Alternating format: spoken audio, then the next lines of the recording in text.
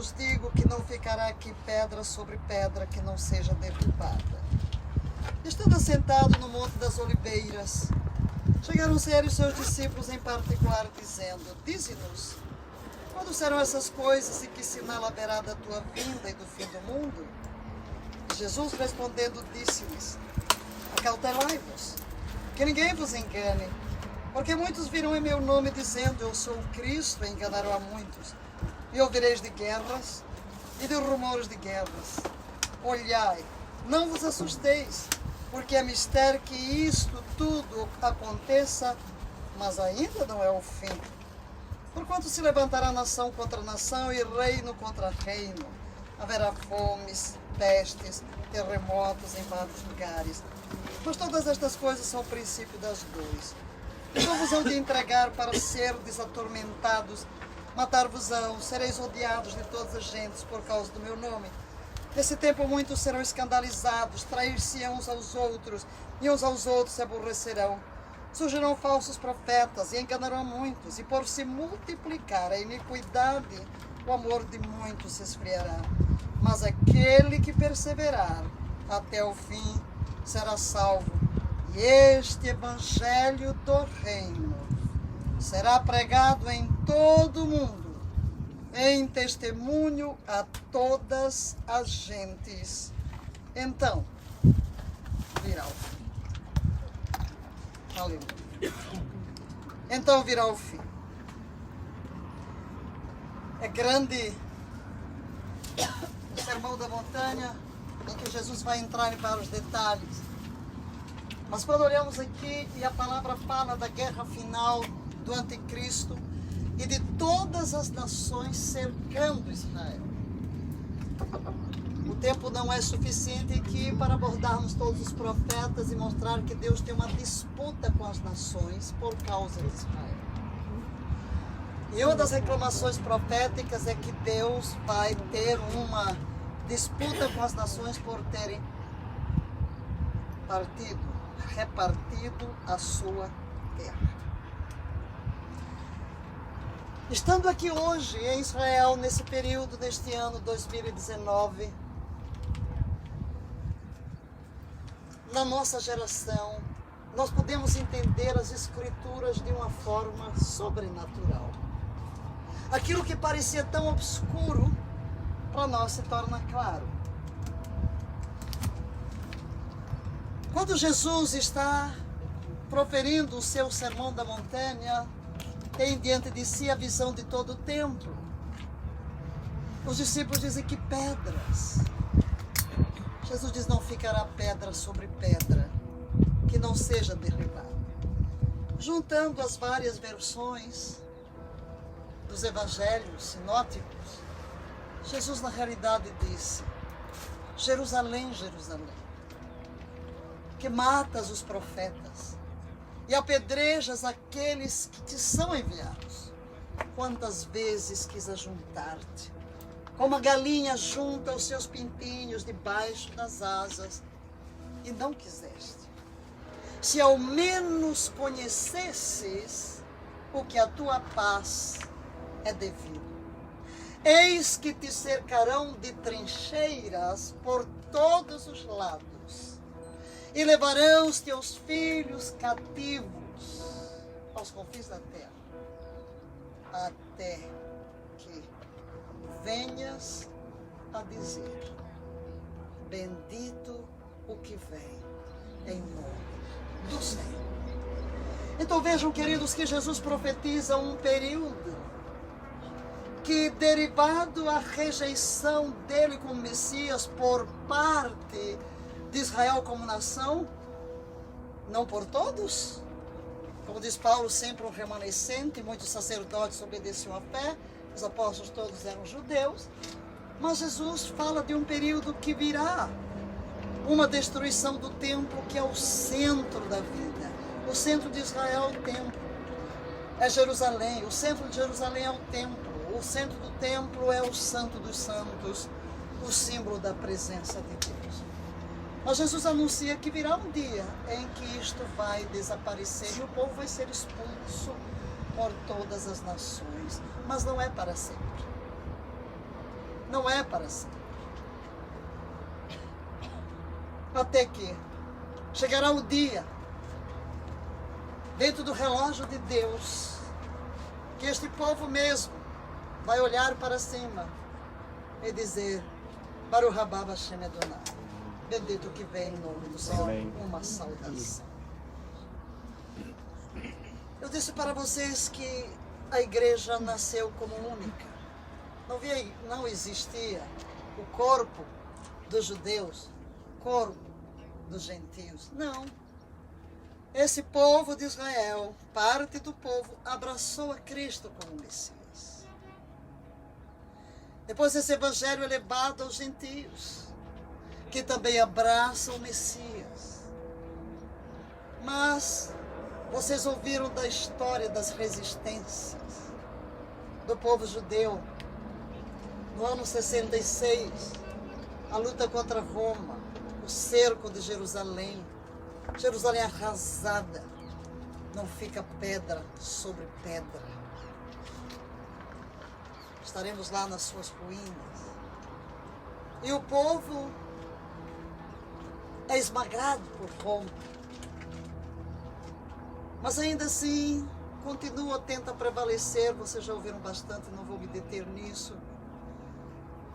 Mas chega esse marco de Bar Kokhba, 132 a 135 da nossa era.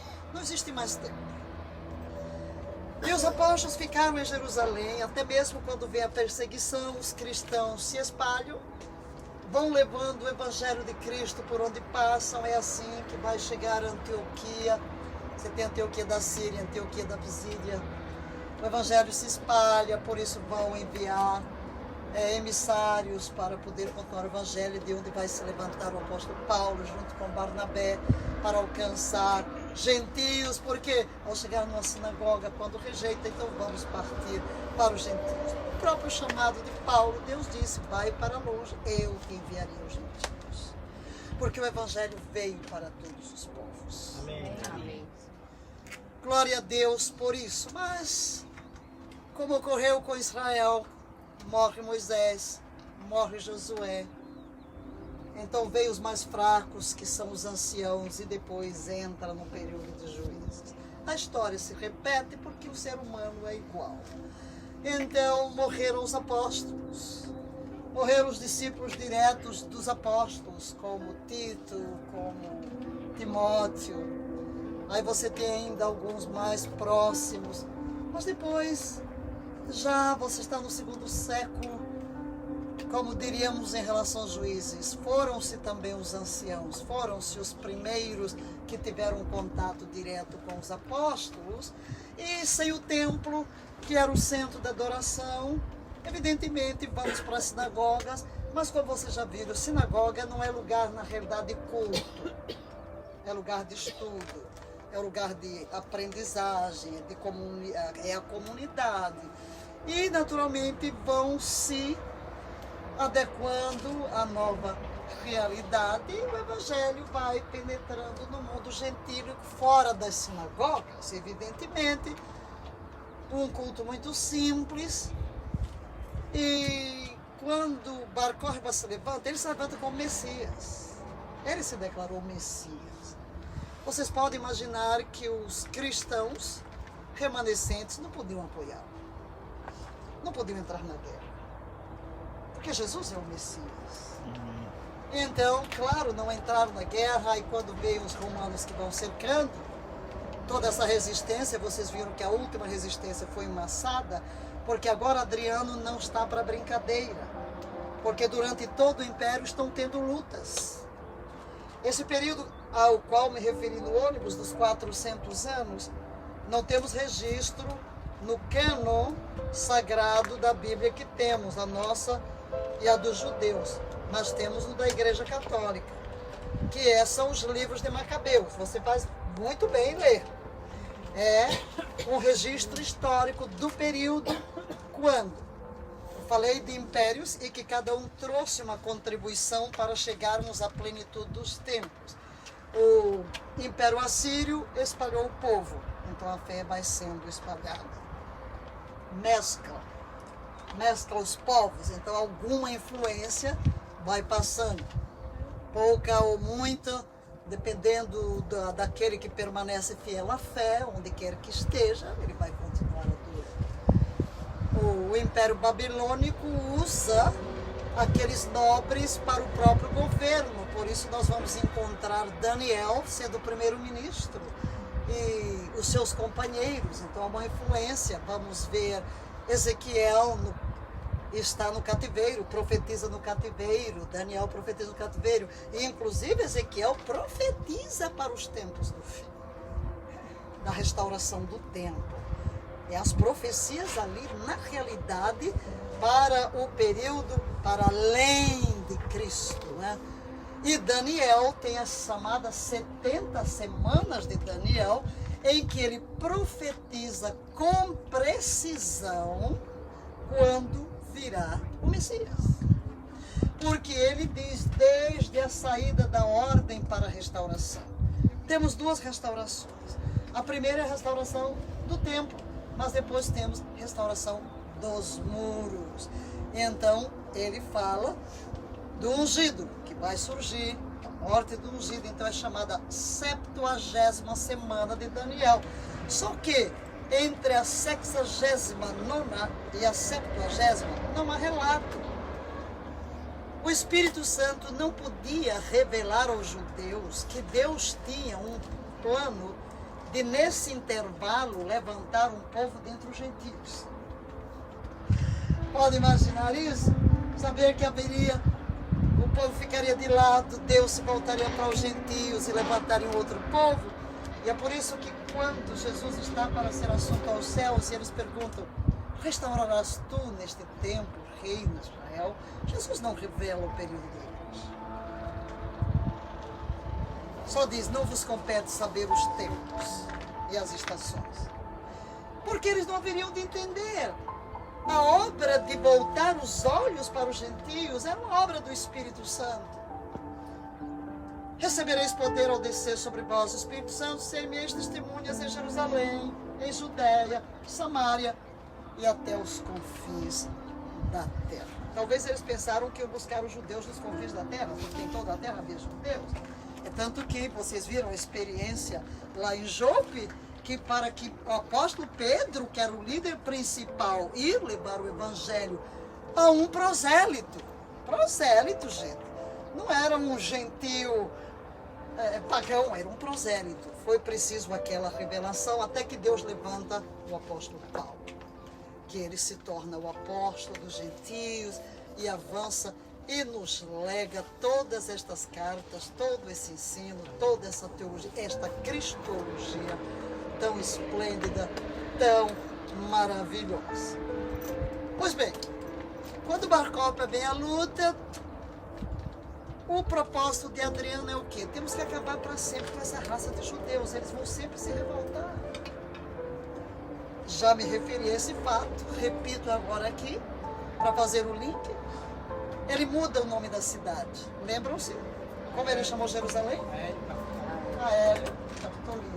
E como ele chamou toda a área de Israel? Síria Palestiniana, que veio a ser Palestina. E como com a zombaria, lembrando dos filisteus. É daí que vem o nome Palestina. Daí que vem o nome Palestina. O propósito: nunca mais se levantam os judeus para resistir. A partir daí, o que ocorre? Os judeus vão embora, eles são expulsos. Eles não podem pisar em Jerusalém. São expulsos. Cumpre-se o que? A palavra de Jesus.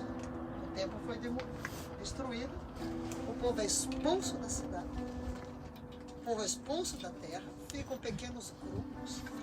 E é interessante ler pesquisadores e aqueles que vieram aqui no século XVIII e que escrevem, né, que parece que a própria terra se revoltou. Eu só encontrei pedras e aqui ali uma cabra comendo nem sei o que. Parece que não existe nada. Parece que a terra se revoltou e nunca mais produziu. Vocês ouviram o que dizer? Daqui não existiu uma árvore. Né? Aqui não existiu uma árvore. Tudo que você vê aqui foi plantado. Tudo aqui é esforço do homem. Então, verdadeiramente, nós vemos que a palavra se cumpriu inteiramente, o povo está espalhado. Mas esse povo não perde a esperança. As festas e o Shabat foram o ponto que elas são feitas dentro do contexto da família, a mulher responsável por guardar estas coisas, conservando a sua identidade nas nações da terra. Então, o povo judeu nunca perdeu aquele desejo de voltar. Mas você olha na história, apesar de todas essas revoltas, e mesmo naquele período que eu disse dos 400 anos, houve um período em que Israel se tornou independente. Por quê? Depois que se levanta a Pérsia, o Império Medo-Pérsia, que tem uma política linda, né? Deixa o povo voltar, reconstruir os templos e orar por mim. Não pense que Ciro mandou só os judeus voltarem, todos. Era a política do Império. Mas vem aí Alexandre o Grande, que rapidamente conquistou tanta terra e implementou a cultura grega. E a cultura grega vem trazer a grande contribuição da língua, mas quando ele morre, a terra é dividida entre os seus generais. Aí veio o problema, porque existia numa aldeia, porque eles vinham para quê? Para que o povo viesse a sacrificar aos deuses. Então, eles não podiam sacrificar aos deuses, e um dia quiseram lá que o sacerdote lá na cidade, um judeu, vamos dizer, assimilado, quer fazer o sacrifício, e o velho Macabeu o mata. Começa a revolta. E aí vem a revolta dos Macabeus, que conseguem vencer os gregos. Não vou entrar aqui em detalhes, não dá tempo. Mas o fato é que por cerca de um século, Israel se torna livre. Mas aí quando vem os romanos, 62 a.C., acaba com os Macabeus. E depois dessa revolta de Bar Kóriba, zero. Diga, zero. Zero. Você não vai encontrar mais. Aí você vai dizer, renderam-se para sempre. Diga, Deus tem um relógio. Deus tem um relógio. Deus tem um relógio. O mundo continua por aí. Os judeus estão nos 4 cantos da terra. E ninguém esperava. Os protestantes liam a Bíblia, os católicos, todas essas profecias, várias das quais eu li no caminho, eles aplicaram à igreja. Aí entrou na igreja o conceito de que Israel rebelou-se, Deus rejeitou Israel, a igreja é o verdadeiro Israel. E pega aqui, por exemplo, tira os meus filhos de longe, é a igreja. Tudo aplicou para a igreja, tudo para a igreja, tudo para a igreja, tudo para a igreja. Só que eu falei dos anos proféticos, não foi? Quando a igreja cristã está aqui na terra, os judeus espalhados, nós vamos entrar no século XIX, século XX. Nós estamos caminhando para o segundo milênio. Deus sopra. E é aqui onde precisamos entender algo, queridos. Deus tem um relógio, Deus não se atrasa, Deus tem um tempo determinado. É muito importante a gente entender que uma palavra de Yahvé, ela é exata. Nós vamos descobrir que a Bíblia é mais literal do que alegórica. Quando você chega aqui, como eu li para vocês no ônibus anteontem, né? Fui lendo o versículo, olha, você pode dizer, eu vi, eu peguei, a história me diz, é real, mas quando estou no real? Agora, porque é uma coisa gradativa. Isso nos diz o quê? Jesus está às portas. Amém. Ele disse, o evangelho do reino será pregado em testemunho. Ele não está dizendo que todos vão se converter. Testemunho. Eu pergunto, temos hoje possibilidade de que todos os povos ouçam o evangelho? Sim. Por quê? A tecnologia, a tradução das línguas. Eu posso estar aqui pregando em português com certos aparelhos e a terra inteira ouvir na língua original. Você vê que certos eventos quando foi a morte da Lady Diana, eu disse, oh meu pai, esse padre aí teve uma chance de evangelizar o mundo inteiro, não aproveitou a oportunidade. Mas foi interessante aquele que fez o casamento agora, mais recente, aquele americano, porque aquele pregou mesmo o evangelho. Né? Então, oportunidades que você tem de ministrar o evangelho, existem muitas organizações para levar o evangelho. Ele diz, um testemunho. Todas as nações terão um testemunho. É preciso que toda a terra escute o testemunho. Mas coloque isso no seu coração. Não haverá plenitude para a igreja. Não haverá arrebatamento da igreja sem os tratamentos de Deus com a casa de Israel. Deus não esqueceu Israel. Amém. Deus não desamparou o seu povo. Deus fez uma aliança com Abraão e declarou que era eterna. Deus entregou esta terra e disse, é possessão perpétua. As questões políticas são complexas, mas quando tudo parece que vai destruir, Deus intervirá. Amém. Nunca se esqueçam disso. Deus vela sobre a sua palavra para a cumprir. E Jesus dá um sinal. Ele disse que nós sabíamos quando é que o verão estava próximo. Então, vamos olhar para os sinais. Quando virdes a figueira florescer, levantai os vossos olhos, porque a vossa redenção se aproxima. Não passará esta geração. Agora, a nossa discussão é quanto dura uma geração. Na maioria das vezes dizemos, ok, uma geração dura 40 anos. Se você conta as gerações 14, ok. 50 anos uma geração, 100 anos uma geração. Há muitas coisas que nós não temos tão precisas. Eu acredito que Deus faz questão mesmo de deixar-nos confundidos, para que nós conservemos a fé e a esperança. E há coisas que nós só entendemos quando elas acontecem. Uau! Estava escrito! Uau! Estava escrito! E aí vamos para o que está escrito. As coisas reveladas são para os homens, mas as ocultas são para os homens. Então não adianta nós especularmos. Mas é preciso entendermos, já que estamos aqui numa terra restaurada, a figueira florescendo, os processos de Deus. Toquei mais ou menos por aí sobre os jovens assimilados, cultos na Europa, e que diziam, nossa Jerusalém é Berlim, nossa Jerusalém é Nova York, nossa Jerusalém é Londres, nossa Jerusalém é Moscou, temos que estar integrados. Então ninguém pensava que poderia existir uma possibilidade de retornar. Houve até um período que queriam resolver o problema dos judeus e dar um pedaço de terra no Uganda. Imagina. Já um pedaço de terra lá no Uganda, mandaram os judeus para lá. Mas não foi o Uganda que Deus deu para Israel. É aqui o coração da terra, como vocês estão vendo, tão estratégico, né? Tão estratégico. Não se resolveu. Mas começam as decepções. Por exemplo, na Rússia vinham os pogroms. Pogrom, a palavra pogrom, russo, significa assolação. Eles aproveitavam os dias de festas cristãs, como Natal, como Páscoa, para entrar pelas casas dos judeus, para assolá-los, né?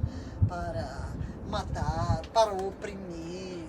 E já viu que os judeus, claro, serviam os exércitos, mas houve lá um oficial do exército francês que depois é acusado, é desterrado. E aí foi quando Herzl, que era jornalista, e faz todo o seu trabalho jornalístico, fica com a decepção e chega à conclusão, não adianta a gente se integrar. Quer dizer, a gente aqui é injustiçado, começa a vir uma revolta. O primeiro, realmente, bastante destaque é Ben-Yehuda, né? Porque ainda jovem disse, se a gente vai pensar em alguma restauração, tem que pensar em restaurar a língua. E aí, como restaurar a língua? Porque a essa altura ninguém falava mais hebraico. Claro, na sinagoga a leitura é feita em hebraico. mas um vocabulário limitado ao vocabulário da Bíblia. O mundo se desenvolveu. Quantas palavras temos que não existiam naqueles dias? Mas quando ele volta e ele entra num acordo com a esposa de que eles vão ser o primeiro casal a ter o primeiro filho, cuja língua materna será hebraico. Não parece uma ideia de doido, não? Como você vai estourar uma língua depois de 2000 anos? Depois ele ficou com tuberculose, a esposa morreu, teve outra esposa, ele conseguiu sobreviver. E ele foi criando as palavras. E ele ia juntando gente. Vamos ver. Faça um acordo aqui, só vai falar hebraico, né? Aqui. Aí ele foi amaldiçoado na sinagoga, porque estava profanando a língua, né? Como é que vai falar hebraico no mercado? Como é que vai falar hebraico na cozinha? E assim que o bichinho do seu filho ficou isolado. Não podia conversar com ninguém, não podia brincar com ninguém, não podia ir para a escola, porque não podia ouvir outra língua. Não parece coisa de doido? Enfim. Mas a gente já sabe que uma mão invisível está por trás de todas as coisas.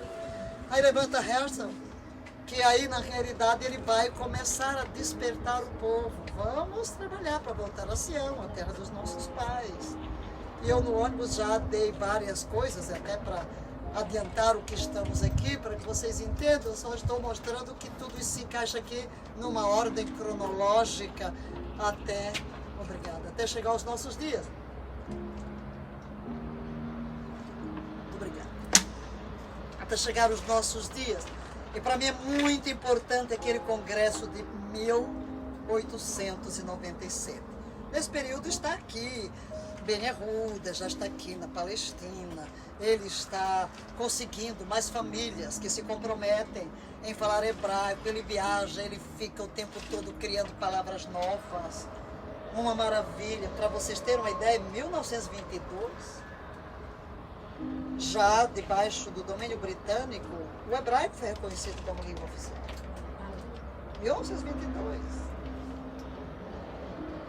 E ele também viu suspensa a sua excomunhão num belo hebraico na sinagoga. Ele viveu para que a excomunhão fosse removida. Então devemos a Ben Yehuda. Então quando você passa por uma rua Ben Yehuda, em todo lado, uau, foi esse que restaurou a língua. Foi esse que sonhou com a língua. Cada um teve um sonho. E agora Herzl tem um sonho de quê? Volta a Sião. É de onde vem? Sionismo. Volta a Sião. Por que é importante o Congresso da Basileia? Em novembro de 1897. Porque ele escreve uma real profecia. Hoje lancei a pedra fundamental do novo Estado de Israel. Se o dissesse em público, seria saudado com escárnio. Em 10 anos, talvez não. Mas em 50 anos, todos o verão. Todos o verão. Ele não viveu para ver. Morreu cedo. Não viveu para ver. Era ele um crente? Era um religioso? Não. Esses jovens não eram religiosos. Esses fundadores do Estado não eram religiosos. E aqui é que está a maravilha, querido. Aqui não é nada fruto de uma reunião em que você vai planejar, seria impossível. Aqui é a expressão da mão invisível de Yahvé, que dentro do seu relógio move o que tiver que ser movido, mas as suas profecias serão cumpridas. Seu projeto da plena redenção em Cristo há de ser inteiramente consumado. Amém. O que nos ajuda a ver tudo isso? Aprofundar a nossa fé nas promessas que temos aqui na Nova Aliança. Crer verdadeiramente que está reservado um destino para todos nós. Amém. Eu falei dos moveres do Espírito na igreja, não vou voltar a eles nesses períodos, porque se a partir de 1897 começa esse movimento sionista, você vê, estão aqui os turcos, 400 anos, e a Grã-Bretanha na Primeira Guerra Mundial, novembro de 1917. às 11 horas da manhã, no 10º dia, no mês 11. Ok? Será que Deus não está dizendo a 10ª hora chegou?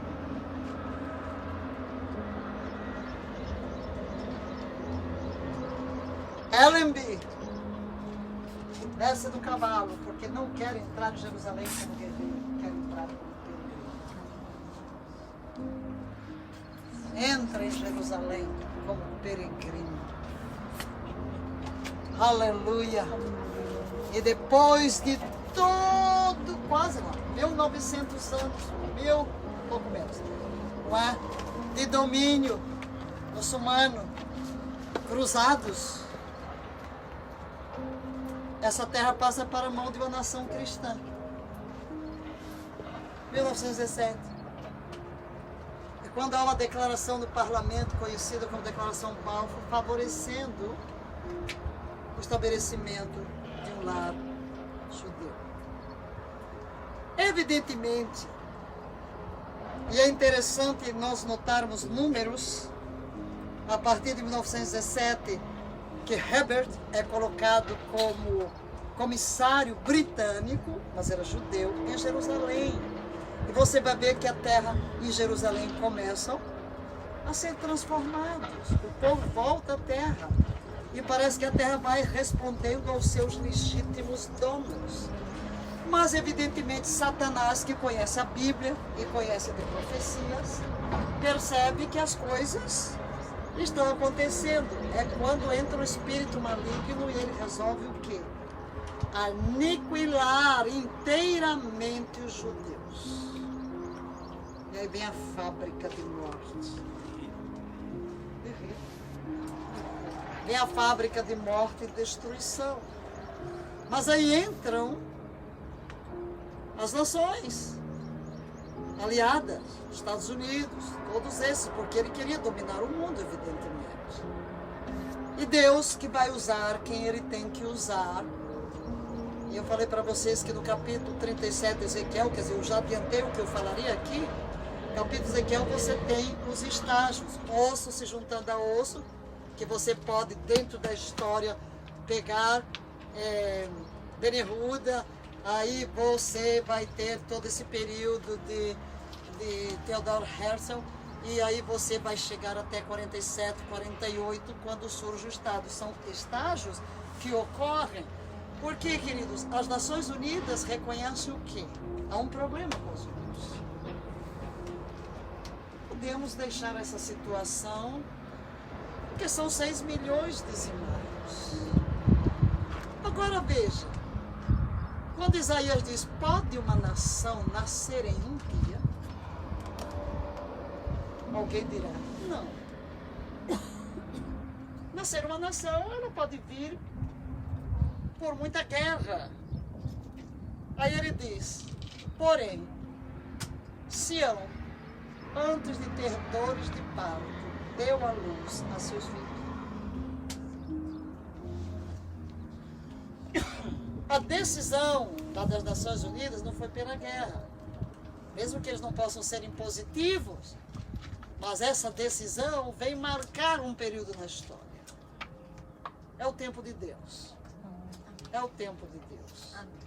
É o tempo quando o Espírito Santo está sendo derramado na igreja, o Evangelho está sendo pregado, doentes sendo curados, o mover de cura está sendo derramado sobre a terra. E vocês verificaram, ouviram sobre as guerras. Cada guerra deu a oportunidade a Israel de ampliar o território. Que eles dizem hoje que são territórios ocupados. Não tem nada a ver. Estão ocupando são os árabes. Não é Israel que está ocupando. Você imagina Judeia. Judeia, gente, chamaram isso de Palestina. Judeia. Enfim, Samaria. Enfim. Mas sabemos que vivemos no mundo que vivemos, mas sabemos que Deus está no trono e dele não se ausenta. Agora, por que 67 é tão importante? Por causa de Jerusalém. Porque o coração de Israel é Jerusalém. É Jerusalém. Não temos o templo. Existe até o Instituto do Templo lá em Jerusalém, que já construíram tudo. Tá? Até a menorá de ouro já está lá na frente, inaugurada. Está aqui, é só o tampão. Elas estão construindo todos os vasos, tudo aqui. E nas festas do tabernáculo tentam chegar lá, né? Aí tem briga. Na realidade teve uma grande intifada aqui, só porque Ariel Sharon pôs o pé lá em cima. Ah, meu pai, é uma briga, né? Mas enfim, tem terreno lá em cima para construir o templo. Mas aqui é uma barra. Quer ver a Terceira Guerra Mundial? Fique com o olho na Bíblia e um olho aqui, viu? Fique aqui de olho o que está acontecendo. Porque veja, as Nações Unidas, você imagina o que é resoluções dizer negar a conexão do judeu com esta terra? Isso é muita estupidez, não acha? E o pior disso foi o Brasil, sempre votando a favor, tá? Graças a Deus, agora não. Amém. Mas graças a Deus, mas que luta, né? Mas o Brasil, até houve aqui uma sugestão, quando eles disseram para todo mundo, no mundo todo, pegar uma Bíblia, pintar, colorir numa Bíblia, todas as vezes que aparece o nome de Jerusalém e mandar para as Nações Unidas. Houve aqui nós vamos fazer aqui um protesto. Qual é o protesto? Encher as Nações Unidas de Bíblia, tudo, quando ele abre tudo. Jerusalém, Jerusalém, Jerusalém, Jerusalém, Jerusalém. Jerusalém, Jerusalém, na mão dos judeus. Não aparece nenhuma vez o nome de Jerusalém no livro dos Alcorão. Não tem nenhuma vez o nome dele. Enfim. Mas então, queridos, é a mão de Deus. Quando tudo resolve atacar, e Israel disse para a Jordânia, fica quieto. Quando a Jordânia tomou conta da cidade velha, destruiu as sinagogas.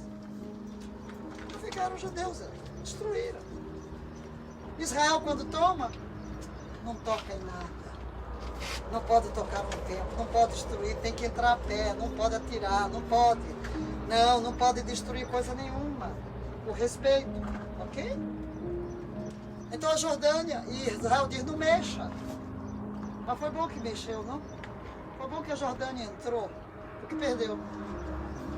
E aí que Jerusalém passa. Mas eu me pergunto, essa é uma dúvida pessoal. Senhor, tudo bem. Jerusalém é o coração.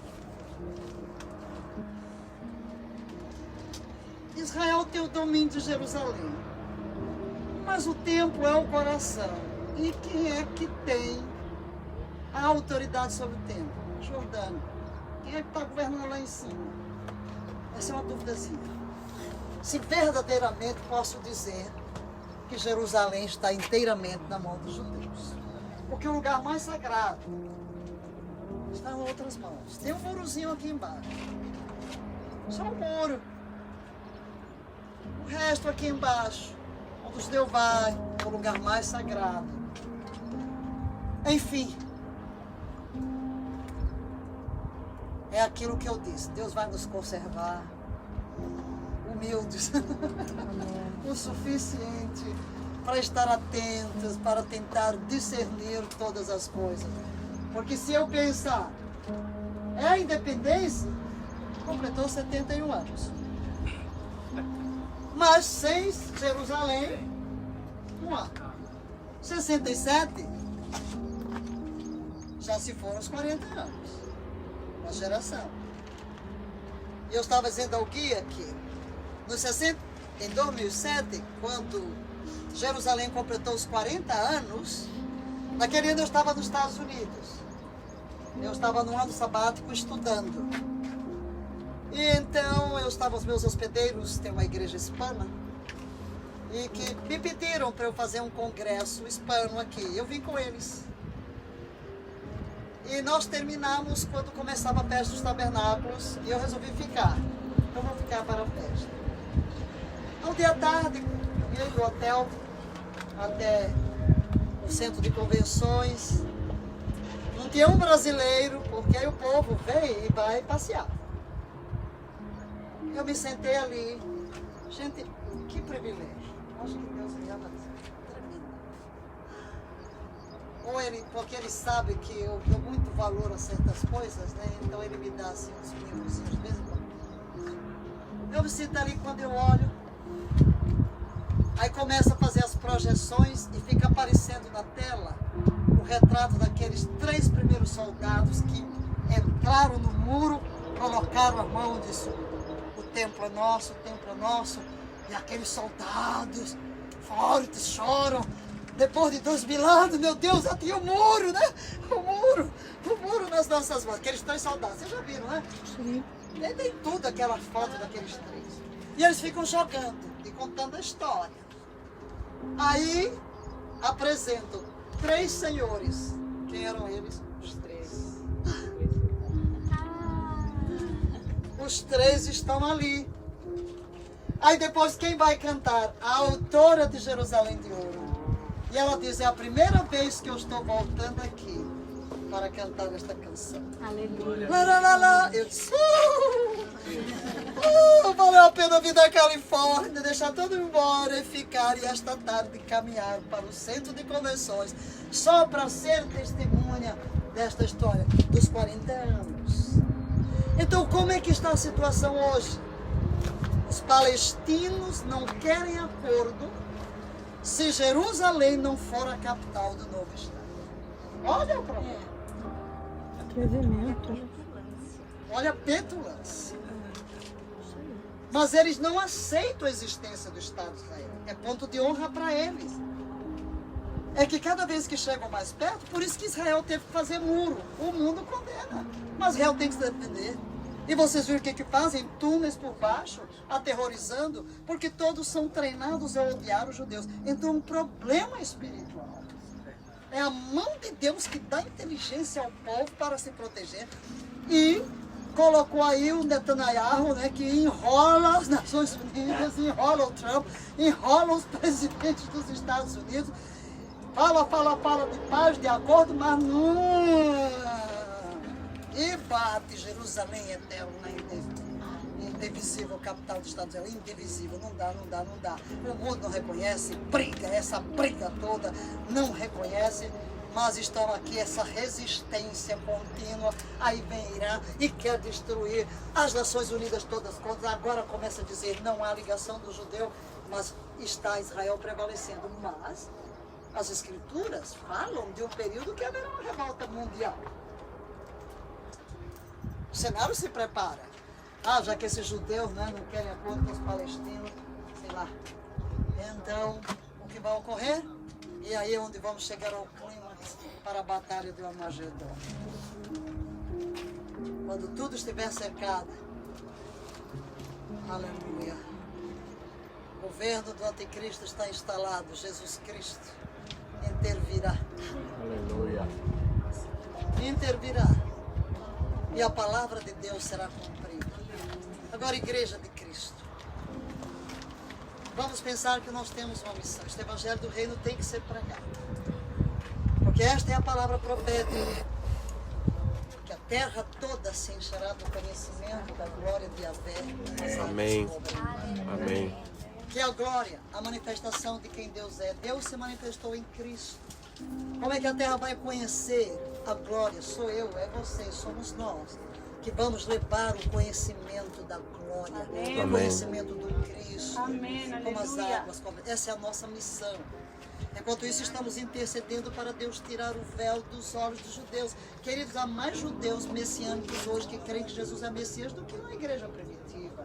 É porque Deus mesmo vai fazendo a obra em toda a terra. Aleluia. Glória. E se você imaginar que Deus reservou, inclusive, Ele limitou o crescimento, a explosão demográfica até os nossos dias. Parece que o povo aqui está querendo um lugar, né? Eu estou demorando aqui, vamos terminar assim. Então, entendamos, a única coisa que falta é o arrebatamento. Levante as suas mãos e diga: Maranata, ora vem, Senhor. Começa a invocar a presença do Senhor. Senhor, nós te louvamos, porque temos visto as tuas profecias cumpridas. sua forma bendita. Obrigado, Que o teu Pai. reino venha sobre a terra. Que os olhos sejam abertos. Que Israel reconheça que Jesus é o Filho, o Verbo de Deus. Temos visto a pequena mas contemplado o derramado do nosso Filho.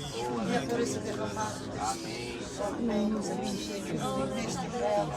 Sabemos que os mortos virão, mas sabemos também que o medo levantará essa cidade. Tu julgarás os destruirás e nenhuma das tuas boas palavras será que tu venhas em nós. Ajuda-nos a permanecer alertas, vigilantes, aguardando o ingresso. Amém.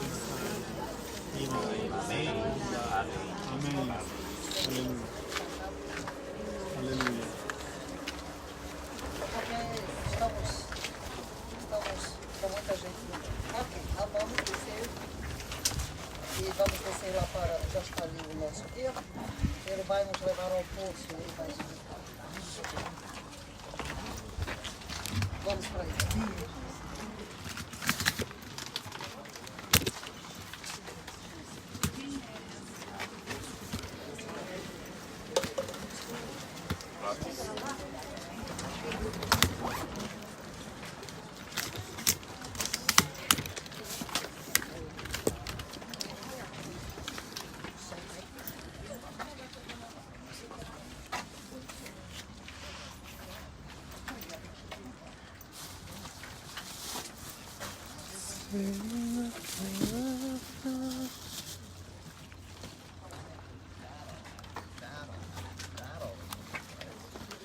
Because of this very, very strategic intersection between the National Highway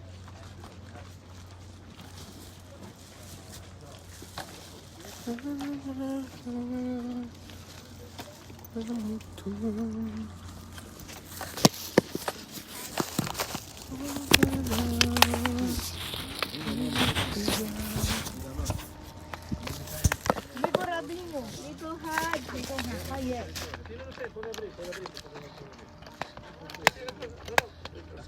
Ah, tá.